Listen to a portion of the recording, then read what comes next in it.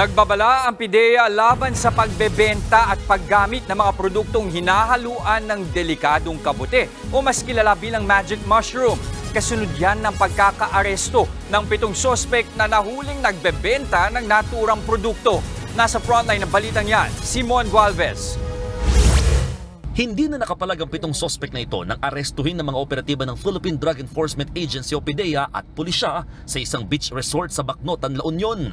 Nahuli silang nagbebenta ng mga produktong hinaluan ng kemikal mula sa isang klase ng kabute na kung tawagin ay magic mushroom.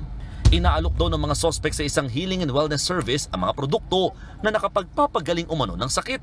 Kabilang sa mga naaresto ang isang dayuhan na kumpiska sa kanilang ilang lollipop, chocolate bars at gummy bears na may halong magic mushroom na aabot sa 145,000 pesos ang halaga.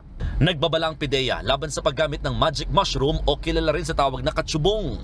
Mapanganib umano ito sa kalusugan at nagdudulot ng psychedelic effects o epekto sa pag-iisip gaya ng hallucination. Dahil daw yan sa taglay nitong kemikal na psilocybin. Hallucinogen po siya. Alam nyo, it's anything similar to LSD kung tawagin nila. Lysergic acid diethylamide. Yan. Yung effect nitong magic mushroom na to, try to imagine, ma'am, mimics the effect or is similar to the effect of LSD. Malakas. Delikado. Kabilang ang magic mushroom sa listahan ng Scheduled Controlled Substance sa ilalim ng Dangerous Drugs Board, gayon din sa 1971 United Nations Convention on Psychotropic Substances.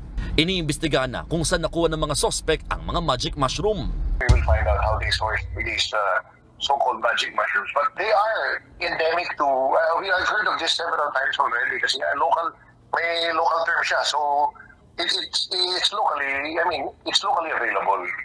Nagbabalita mula sa frontline, Mon Gualvez, News 5.